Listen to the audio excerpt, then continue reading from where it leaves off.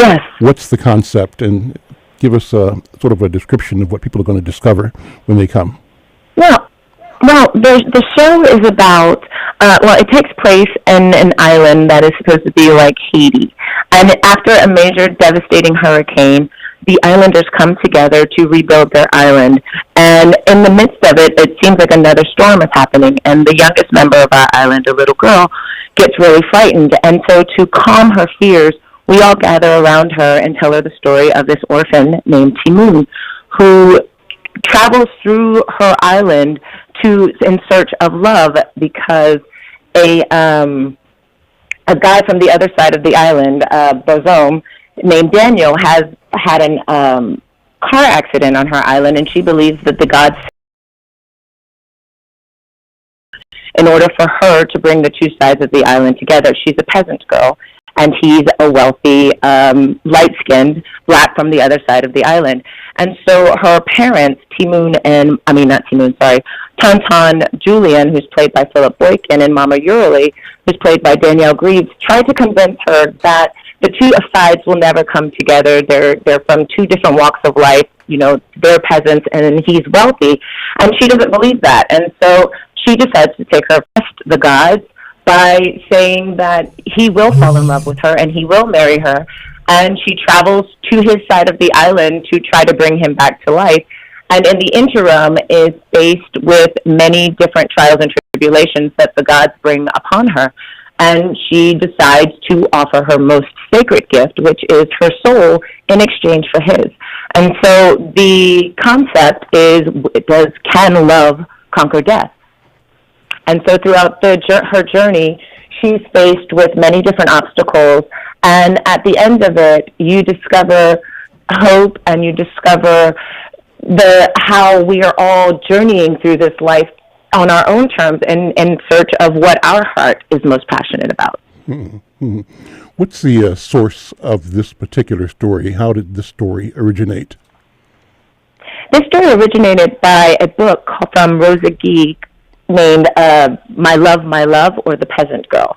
And it's loosely based off of Hans Christian Andersen's The Little Mermaid. And your role, what role do you play in it? I play the demon of death. I am Papa Gay, and it's usually played by a man, but they decided to do gender swapping, and so I get to play the demon of death, and Sokka, Mama of the Earth, is played by Kyle Freeman. And so it's a really fun take on the different roles, the different gender swapping.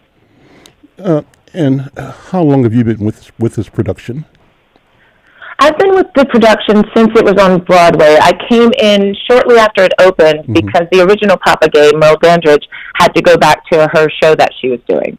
And so I got to join the show, I think it was early 2018, January 5th, actually. And has it met your expectations? Are you fulfilled in the role? Are you excited about it? What discoveries are you personally making, both in the production and in yourself for participating? What do you think? You know, it's exceeded my expectations, and it's definitely a journey, because when you play a villain, and probably the most hated villain of all, which is perceived as the devil, you know, myths have created so many different stories that, you know, I feel as though I've been able to heal a lot of my own pains and trials and tribulations in life by playing this character, because it is a character where you kind of have to get past yourself and really go into the depths of what this myth has created over the eons. And I've chosen to really embrace, you know, what that is. And so I changed my voice. My body mannerisms are very geared towards the character, and it's been a journey, because, you know, most people hate the demon of death. You know, it's a very feared character, and it's given me the opportunity to really just look at my life and just say, you know, I've done all right. It's been an awesome place to be able to have this as a career, and to be at this stage and playing this type of deep character. You know, I definitely have pulled on many of my life experiences in order to go as deeply as I have. as you're talking, the thought that comes to my mind is that you're creating somehow a sympathetic or sympathy for the devil. That's a song, I think it is anyway. But it requires you to see differently, right? What we have embraced as something that's anathema to our well-being, Absolutely. but that really is part of everybody's life at one level or another, and you've had to sort of dive into it and dive through it to come and bring it into a reality as a character, but it sounds like you're learning from that as you do that. Absolutely. And, I think that it's the misconception of, the idea that the devil is just strictly evil. In our show, in particular, the demon of death is doing its job. Mm-hmm. It's, she's about to drown in this storm, and I'm taking her to the underworld. Mm-hmm. And Urzuli, the goddess of love, who's played by Cassandra James, decides to interfere.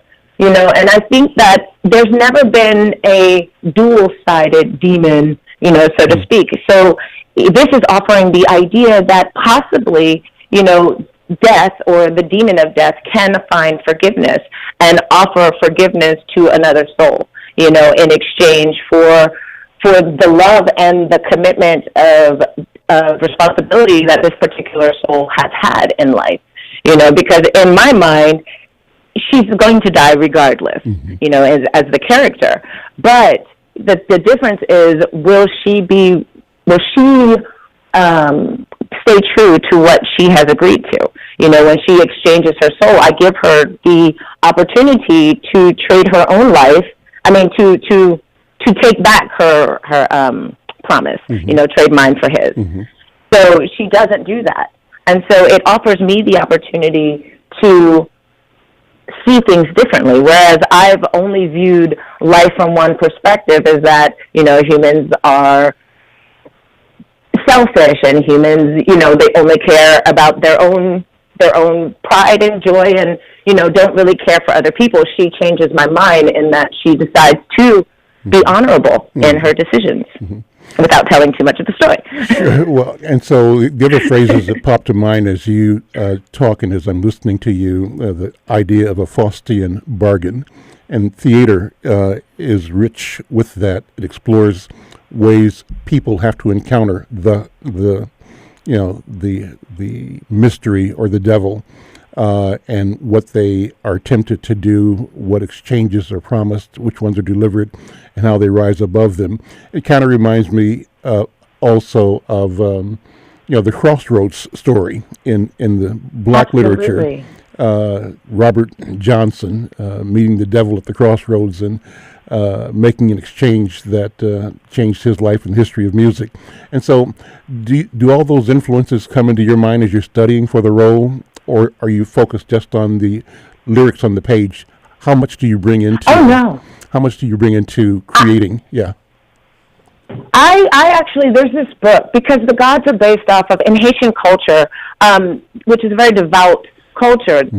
these gods are actual real gods that are deities in the Haitian culture. Mm-hmm. The god of death, Papa Gay, goddess of love, Urzuli, god of water, Agwe, and the goddess of the earth, Osaka. And there's a lot more, actually. But there's this book that I studied, and because I wanted to get more versed in the Haitian culture and in this particular religion, because before the show I wasn't privy to any knowledge of this. Mm-hmm. And so there's this book called, oh my goodness, don't lose me now.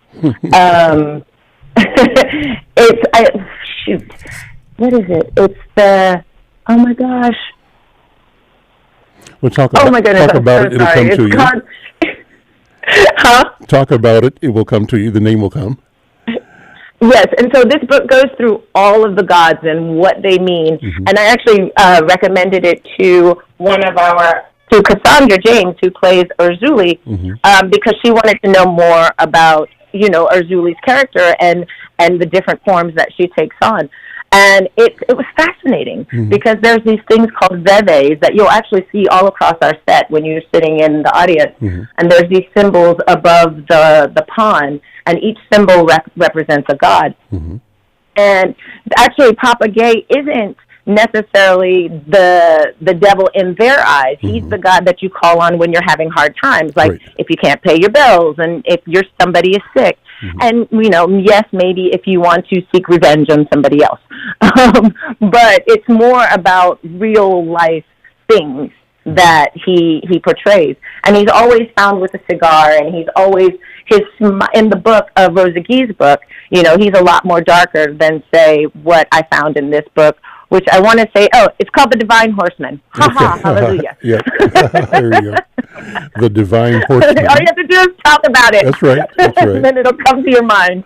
And so in Rosa Guy's book, he's very dark, and he always has a top hat on, and he always has his cigar, and his mouth is always dripping blood. But he's always smiling, and he's always, he's mischievous. He's very mischievous and likes to play tricks. And so I tried to take what I read from My Love, and what I read from this book, Divine Horseman, as well as some of the other myths that I've read along the way, and tried to create this character that I felt embodies what I see. And so I'll give you, for instance, I talk like this, and I don't, and I never change from the voice. And I sing very, very low, which is something that, many haven't heard me do before. And it's so enriching, and it's so fulfilling. And it's actually surprised me a lot, because I didn't actually know that I could, go that deep in my alto, which is pretty much a tenor in the show. And it's just been fascinating. It's been a really fascinating discovery. And also to touch on the colorism that we're also experiencing, a lot of resurgence of, again, today. Interesting. So I'm simply listening and responding to the ideas that your words bring up in my mind. So Haiti, I think Vodun, and I don't know if that's the religion that the play is based on. And I think then Caribbean, my family is Jamaican, Cuban, so I think Yoruba, I think Santeria, and then I think beyond that to the Nigerian origin of the system. And ultimately, it's kind of one and the same. It's different expressions of an approach to the cosmos that allows people to make sense of things and make things happen, change the course of their personal and our collective destiny through belief and through action. And so, does that make sense to you? Do you think that the play has that impact on you and the other actors and the audiences? What do you think? That has been the consensus from the different audience members, actually, that I've spoken to. And there's been many people who have come back several times, who've seen it on Broadway, and who've now been following us throughout the tour and visiting us in different cities, because they're finding that it's bringing a lot more clarity to certain things in their own lives. That's the beauty of art, is that it has a wonderful way of imitating life. And even though our show is imitating life in a very fantastic kind of way, we can all relate to having the dreams, of wanting to go and find ourselves in the world, and having parents who may or may not been supportive of that, but then deciding on our own that it's worth the risk, and every trial and tribulation that we find ourselves faced with, we determine that, okay, yes, sometimes it doesn't work out, but I've made this choice, and so I'm going to accept my responsibility in it. And, it doesn't discourage us. If anything, it gives us more hope to keep going and in the light of where it is that we want to go. And a lot of people who I've met, actually somebody recently was telling me that, they were in a really, really dark place. And when they saw the show, they were able to find, there was something in what we did that gave them an aha moment. And I feel like if that is what we're able to give, then taking this show around the world in this time where we all need a little bit more hope and a little more encouragement and motivation and inspiration is what we're all seeking, and it's so necessary. So let me ask you one last question, and that's about the play itself, the production. Let me remind people that this is, we're talking with one of the stars of the upcoming production. It's called Once on This Island. It'll be at the Ordway Theater February 4th through 9th, and joining me by telephone right now is Tamira Gray, who plays the role Papa Go. Is that Papa G? Papa Gay, right, in the production. Last question. So during the performance, and I asked this question as a fairly astute audience member for all kinds of shows. I look as an audience member for what appears to be, to me in the audience, the transformative moment when musicians go on stage and they play and it's good and you see the technology, they're doing their part. But every now and then, hopefully often, the whole room changes.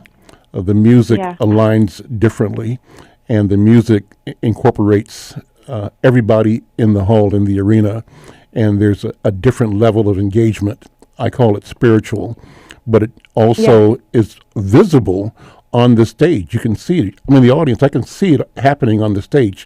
Do you have that experience in this production?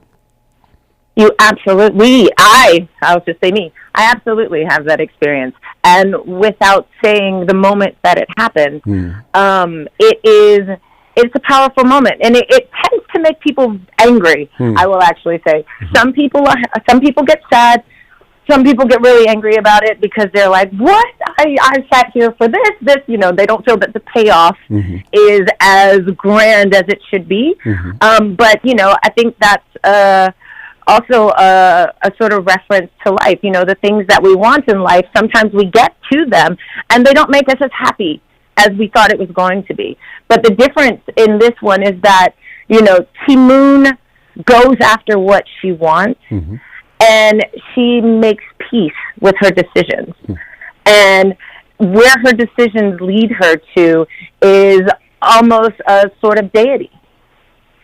She becomes deity-like. And I think that, when we look at what spirituality and the different humans in the course of the generations that have become prominent figures in our sense of our sources of spirituality, whether it be, Jesus Christ, or it's Gandhi, or it's Allah, not Allah, no. I can't, sorry, my brain is short-circuiting a little bit. They were human at one point, and they surpassed the humanness to become deified and to become immortalized in history through their actions of compassion and generosity and love and sacrifice. And that's what happens in our show. Let me ask my friend to say hello to you. Femi Akinabi is here. Femi, how are you doing, man? Doing fantastic. It is such an honor and a pleasure to be here with you once again. Great to see your lovely face, and it's beautiful to see how you continue to do the good work in the community that you're doing. Thank you, Femi. What's your impression of the conversation? Femi Tamara is a yoga instructor, fitness instructor. So he and I are engaging around my intent and my desire to be trained by him in both yoga and in martial arts. He's a martial artist. He's also a pre-med student, right? No. Post-med. Pre-med was like that was 100 years ago. Okay. I'm in my last semester of medical school. There we go. He's going to be my doctor when he's done with medical school. So this is a guy I have a lot of respect for and love for. When you hear this conversation, what pops in your mind? And I ask that because you study meditation and peace. And I think the nature of the questions that I was directing to Tamira had to do with the sense of self and the sense of peace, the sense of our innermost human beingness. Right. Did you get that, Tamira, as the direction of my questioning? So, Femi, what do you think? Yeah, so absolutely. When I hear the conversation, I think about how so much of what's being discussed really is just another way of coming home, like coming home to the body, coming home to an individual sense of self. And then in doing that, like the finding that silent place, finding that place of unity, consciousness, that oneness, then it's as though, you made a comment earlier about how everyone feels connected. It's as though like the boundaries, the barriers that separate people are gone. And it also makes me think about the great as at really speaking to the spirit of humanity. And I think that art is incredibly important as part of our evolutionary process as a species. You look at times when individuals have, communities have moved forward, and something like the Renaissance in Italy, and it's a slightly different population we're talking about, but still, one of the things that was integral to the development of society in that time was not just like moving forward in technological advancement, but in art. Right, great art was created in those times, and so many times before then, so many times after then, especially by people who look like us. And I feel like when we have the opportunity to create and be a part of this process, then our souls as individuals move forward, but also the service that we bring to others in our community and those who are our hearers, our seers that are with us, abiding with us. Then in some way we offer them the opportunity to join us on this evolutionary process. So evolutionary is a great word. I also would throw the word revolutionary out. What you're doing, Tamara, in my mind is almost subversive and revolutionary, because you're bringing a different truth, a different understanding, a different analysis, and a different pathway out, or a pathway toward what it means to be a human being. And that's a wonderful thing, but it's also subversive. What do you think about that? Wow. Let me think about this. You're going to have to forgive me. You're going to have to define subversive. Well, I think a lot is going on. People will get more than they bargained for. And when they discover who we are and what we know and what we can do and have done, it's awakening. And it's revolutionary, and it shatters the false illusions of our inability to be partners in the management of creation. And so I'm speaking to the question of supremacist thought and how it's had a negative impact on black people, not only in this country, but around the world. But what we know is there is a wealth of power, resilience, and I can't think of the right words, but there's something in us that's there's a soul, there's a spirit that dwells within us, and this show definitely calls on that spirit, because what it is that we do and how it is that this community says that they get through everything is through their prayers and through their dancing. And so they dance through the pain, they dance through the turmoil, they dance through the destruction, they dance through the rebuilding and the reconstruction process, and they keep their soul open to the experience, because they recognize and accept that life is going to have hardships. And so, but that doesn't mean that those hardships have to bring them down or keep them in a space of submission. And even in recognizing that the two sides of the islands are different, and being held back and saying that no, there's no way that he's going to marry you. No, you're not his type, you're beneath him. She opens their eyes, because when the two of them do come together, and she makes her the ultimate sacrifice, the island, all sides decide that, it's not worth it. Well, the play is Once on This Island. It's running from February 4th through 9th at the Ordway in St. Paul. Go online, Ordway, I think it's ordway.org for ticket information. And Tamara, Gray, thank you so much for checking in with us and for the interview. I've enjoyed talking with you, and I hope to meet you when you're in town. I would love to meet you when we're there. Thank you so much. Okay, and we'll talk to you later. We'll see you. All right, have a wonderful day. Bye-bye. Bye-bye. So that was cool. Good interview. Absolutely. Yeah, and that's what I like about doing this show. You can meet people and you can go where you need to go and gain an understanding, share an understanding. So for me, thank you for being here. You and I saw your recent communication to me about new work that you're doing in yoga training. Tell me about it. Yeah, so it really is a blessing to be able to be of service to the community in this way. So, as you know, for probably the last 2 years, I've been doing some work on the north side at a yoga room, holding a monthly people of color yoga and meditation session.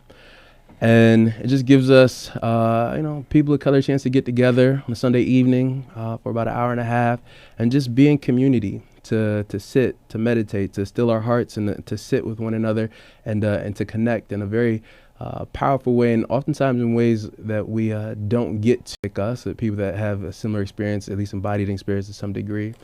So that's been going on for a while now, and we really, in the past few months, myself and the sister who co-leads it with me, Zanzele Isoke, we've started to change the focus of the group slightly. So it's been largely working with mindfulness meditation, and we're continuing in that tradition. But in addition to that, we've been focusing on self-compassion, self-care, on really taking care of these heart and minds that are in these beautiful brown and yellow bodies.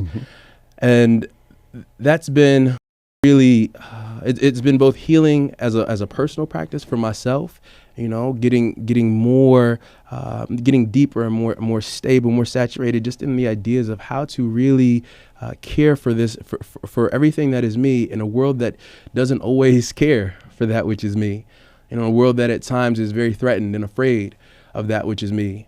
And finding ways to connect with other people who have that same experience, but also recognizing that we have this experience kind of being challenged in our day-to-day lives, and every human being has some experience of being challenged or suffering. Then also, we also want to be of service in some way, most of the times. But I find that when I try to be of service, when I haven't really fed that is me, fed this heart, fed this mind, then I can be of service to some degree. I can give to people in some degree, but over time, it really becomes dry and brittle. It becomes hard to keep giving, and many people are familiar with the ideas of compassion fatigue and exhaustion. And, in healthcare, that's something that's been very well researched. And one of the things I'm very interested in is how, as a healthcare provider, but more importantly, more broadly, just as a human being moving through life with all the slings and arrows there within, how can I work to help to offer compassion and kindness to this body, to this being? And then thusly, how does that ripple out to the individuals in my world, both in my local community and to the world at large? And so the notion of self-care, self-compassion, what's embodied in that thought? Yeah.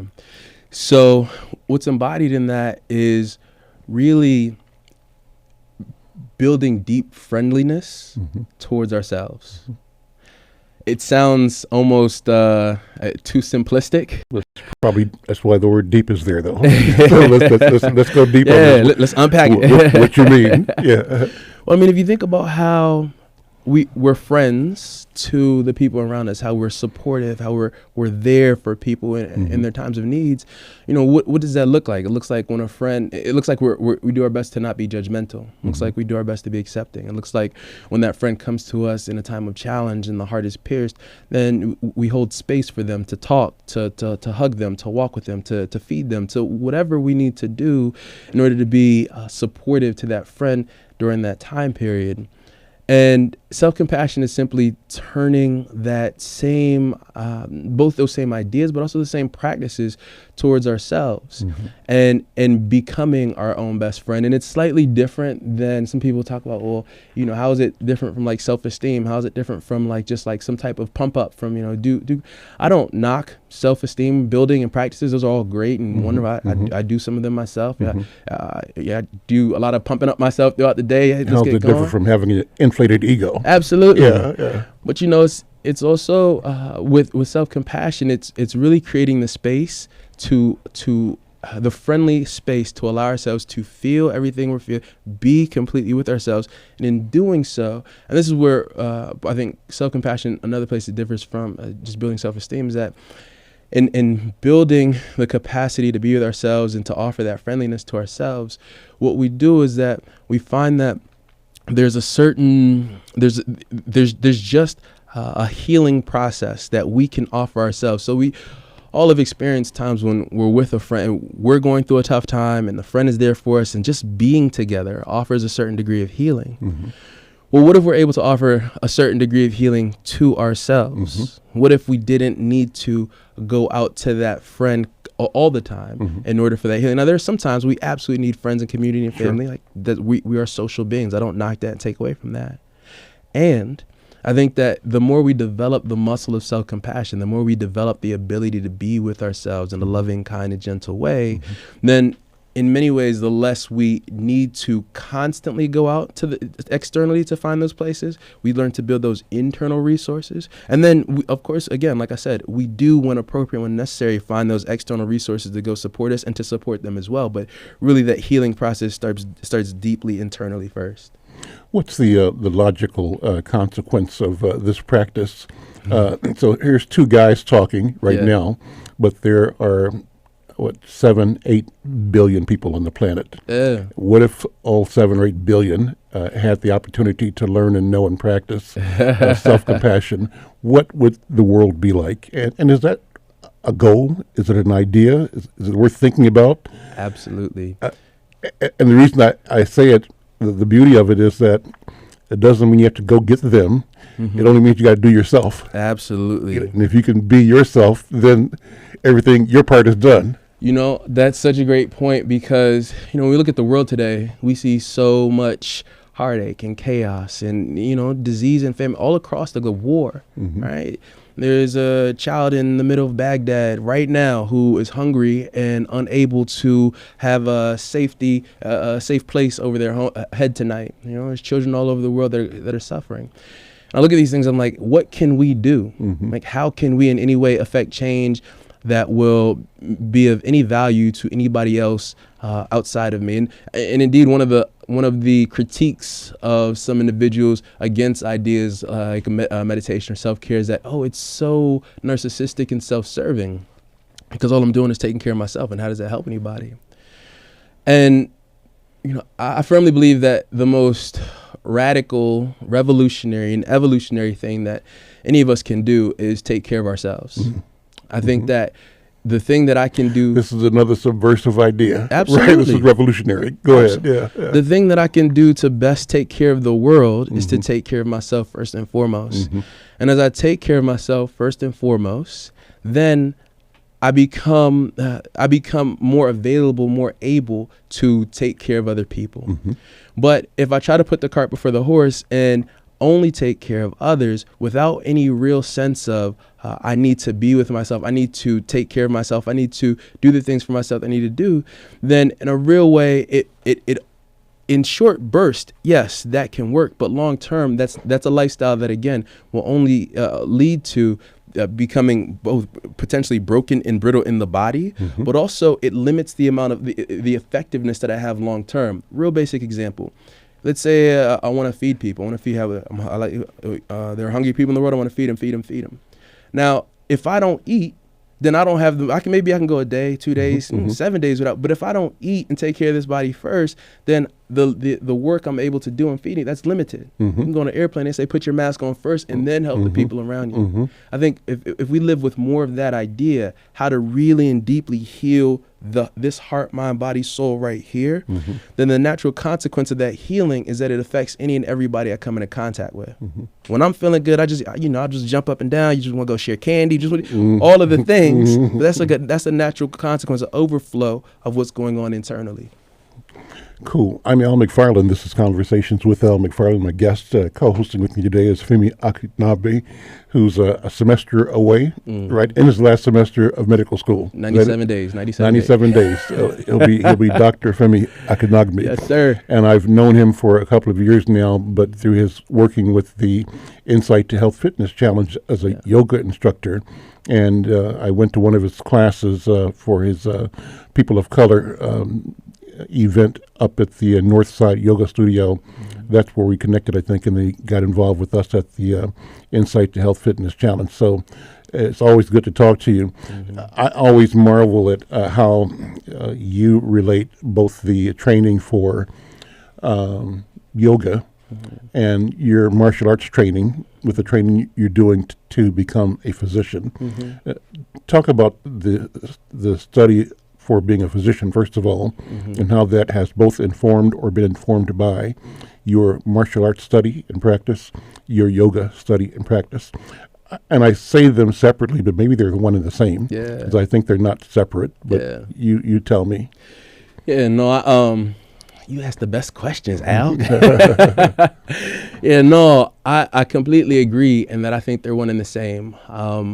When I consider myself a healing artist, that is a person who studies the healing arts, but also an individual who is in the process of healing. I mean, art, that's my art form. And when I think about maybe like the sister we were just talking to tomorrow, and I just think about like artists who are really, really dedicated to their craft. I think about like a John Coltrane, or even like a Johann Sebastian Bach. Like if we were to bring them in studio and ask them, ask Coltrane what he's doing, he wouldn't say, I'm trying to be the absolute best jazz musician in the world because I'm an amazing jazz musician. He'd say something like, I'm just trying to understand the language of the universe. I'm trying to speak the language of the divine. In my instrument, my art, my craft, are these instruments right here. And I think that every human being is given something that their soul is inclined towards, like some way that they feel, some expression that their body, their mind, their life is inclined towards. And I think ultimately all human beings are here on this planet for the purposes of healing. And I think that's even when we're doing stupid things, I think deep down we're here for the purposes of healing and to minimize our suffering and maximize our peace. So I feel like when it comes to martial arts, yoga, my work as as a studying physician, all of those things really are about that idea of like maximizing the peace and working through my own healing process, that I might be able to serve others in the world around me. I brought up John Coltrane, Giant Steps, since you mentioned Coltrane, and bring him into the conversation. Yes, sir. Let me bring one more voice into the conversation. That's Kelvin Curry. He's producing the show and is watching and managing the distribution of this over our channels, over YouTube and Instagram, and over Twitter and over Facebook. And Kelvin, how you doing? Kelvin, also a martial artist. He's an accomplished karate. Oh yeah. I'm not messing with you. Yeah, man. You shouldn't. Don't think about it. But I'm doing pretty good, Al. Thank you for letting me on here today. Yeah. And Kelvin, I always enjoy his energy. He's like 21, just turned 21 a couple weeks ago. Yep. So, but he's part of a group of young artists who are doing things kind of in the... Kelvin, is it hip-hop or is it post-hip-hop? Are you guys yeah. Are you beyond hip-hop or what? So, yeah. We do hip-hop regularly. Like, that's like our thing. Waterwave TV, that is our group. We do music videos, interviews, vlogs, basically anything that has to do with the Minnesota local music scene, like events. We throw concerts, we throw parties, and basically just to get a more connected scene out here in Minnesota, because like we're not like LA or we're not like New York, where their music scenes are just bussin' and they're basically the mainstream and they bring out all the artists. So we're trying to make that happen for Minnesota. Mm-hmm. And so this past weekend you did something with the digital gaming space. Yep. And you talked to me about this first and said, you were interested in gaming. You had some friends that were really way into it. Yep. And I remember just thinking that, I'm totally out of the loop. Guys my age probably, I played Pac-Man. That was gaming for me. That was a long time ago. Yeah. And that's about it, But I think the generation under me is more familiar and maybe uses some kind of gaming for monitoring their interest in professional sports and college sports. Yep. But then the next generation is more direct, and I think you're kind of next generation. So what is the scope? And my question is, how many black people are in this field, and what is the field potential for entrepreneurism So basically what we went to this weekend was the Call of Duty launch event weekend. So Call of Duty is like a shooter game that is it's it's made by a company called Activision and Infinity Ward, and they're a pretty prominent gaming developing brand. And Call of Duty's been out since probably like the early 2000s. I think like they've had like their first Call of Duties, but it's become competitive now. And like when I'm saying competitive, like I'm not just talking about like you're like local, oh, let's just make a tournament, or like just playing with your friends competitive. Like we're talking about and getting 100 points or 1,000 points or something like that. Yeah, no, we're talking about this is on an NBA, NFL level of competitive, and people are winning millions of dollars from these gaming tournaments, basically. And so like as of this weekend, it was the first ever Call of Duty itself has created a league where it costed $25 million to create a team and so Minnesota has a team. I think LA has 2 teams. Chicago has 1 team. London has a team. Paris has a team. And so does Atlanta and Dallas.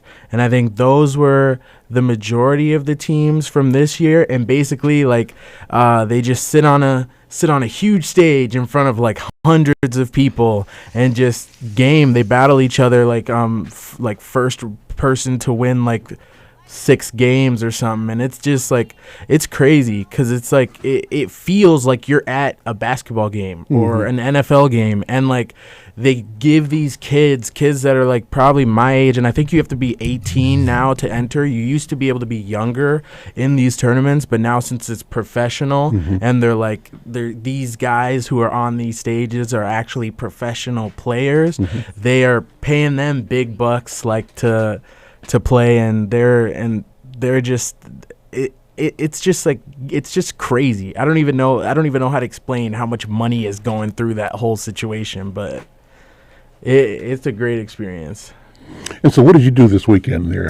So we got a media pass, me and the Water Wave guys, and basically we interviewed a lot of players. And these players, like, even though like we may not know them, we don't see them on the news, these guys are celebrities to gamers like around the world. And so like it's not the Call of Duty League was taking a new approach with treating them like NFL players, treating them like celebrities, like, so they have to go to press conferences, like, so we got to see them at every press conference. The owners who paid the $25 million to start these teams, they had to come to press conferences and they had to talk to people, like, because it's brand new. But like it's real. It's real. And so we just did interviews, I'd say, and watched every game just about, and it was amazing. I don't know. So I'm surprised. Here's the common thread for both Femi and also for Kelvin. What is the pathway to sort of understanding or seeing the global or universal impact? And when I say that to you, Femi, how do we figure out a way to engage people around healing and health in ways that are productive and that are useful and beneficial for the individuals, but also all of humanity? But Kelvin, the question is the same, but the venue is different, because this venue is commerce, and it's fun and it's financial, but at the end of the day, it involves people connecting as well. Yeah. What do you think? And I don't know if this is a fair equation, but it's a question I've asked. So, Doc, what do you think? Yeah, I think it's first amazing that this is taking off the way it has. I know actually there's beginning to be a new field in medicine focused on taking care of gamers. Huh? Yeah, See? Okay. It's wild. You think about it, like it's just like any other professional athlete. They get money paid to do their job. They spend, dozens of hours a week working on their craft, and so then with that type of specialty, then different things come up. So they sometimes have some risk problems or problems with making sure that they're getting enough movement throughout the day. Anyway, when we talk about the common thread, I think that the common thread is whether somebody's picking up a video game to play, to, you know, enjoy, to make money, to connect with friends, whether somebody's going to yoga to enjoy, connect with friends, whether somebody's doing it. I think at the end of the day, all human beings walking the earth want the same thing. We want peace, we want happiness, we want to feel connected, we want to feel loved, we want to heal. And so I think that's just another way that people are doing this where it looks different. You know, ostensibly we call it by different names, but beneath what drives that outward behavior is that same intention that we want to heal. What you think, Calvin? I totally agree. I mean, just from being there this weekend, I have a friend from high school. His name is Devin Robinson. His gaming name is Rocker Tiny because the Minnesota team is called Minnesota Rocker for anybody who is interested in Call of Duty. And it was amazing to see he's an African American like myself, and there isn't a lot, I would say, of African American players, but there are a lot of ethnic players in the Call of Duty League. It is majority white, but there was a lot of different people. And it was just amazing to see all the people come together and come because he has a lot of fans. He has about 20,000 subscribers on Twitch, and they what is Twitch? You know, I'm old, right? Okay, so Twitch is a live streaming app for gamers. Okay. So it's basically you get paid just like YouTube by having subscribers, and you just stream your games, and people become a fan of you by watching you play. And it's just an easier way to get you into those bigger leagues of games and stuff, without having to work tirelessly through the pro-ams and stuff. And but basically what I was saying was it was people from all walks of life would come up to my friend, and it was weird because I grew up with him. I went to high school with him, and I knew he always gamed, but I never thought it was on that kind of level until it really got to that level. And he's out here with 100 likes on Twitter of him just playing a highlight of him killing somebody, and you're wait, what, what am I missing? What was so great about this? Until you're oh, okay, there is really a fan base for this. There's people who love what he does, and people who really look up to him because of how great he is. And it was just so cool going to that event and seeing all the fans walk up to him, take pictures with him like he's a real life celebrity. Yeah. And it's cool because it didn't matter who you were, it didn't matter the color of your skin, it didn't matter none of that. And it was all about your gaming. And it's different because maybe in high school people would really like you a lot because you were that star athlete or something, but nobody liked you because you were that star gamer. But when you're in that environment, it's beautiful. It's beautiful because it's a whole bunch of people who are on the same common ground, and they like it a lot. That's the connection. We're out of time. Look, guys, thank you so much. Femi, Dr. Can't call you doctor yet, but soon to be days. Doctor, 97 days, Femi Akignapi. And talk about your event again. Let's make the invitation. Absolutely. So on February 11th from 6 to 7:30, I get the honor of hosting a panel discussion entitled Black Life in the Twin Cities. And it's really going to be kind of a good a talk back, but also just a chance for, folks who are interested to get together and discuss, the subtitle is Where Are We Now and Where Do We Hope to Go? So a lot is made about how, Black life in the Twin Cities is terrible. It's hard. And there are things that we struggle, absolutely. But there's also a lot of potential. So it'll be a panel discussion with a couple significant people in the Twin Cities here. So Kino Evo from Black Arts Table will be there. Anika Bowie, who's the vice president of the Minneapolis NAACP. Terrion Williamson, Dr. Terrion Williamson, who's an associate professor of African American Studies. And Jeremiah Ellison, who's a council member for Ward 5, will all be there, and we'll get a chance to chit-chat and chop it up. So please come out to that and come support. Thank you so much. Kelvin, where do people check out what you've posted that's going viral? Everything. We have stuff on Insight News' page. We have most of the press conferences should be on Insight News' page. You can also check out Waterwave TV on Google, YouTube, anything. And we have vlogs of kind of what we did during the event and kind of just seeing how it was. Thanks, guys. We'll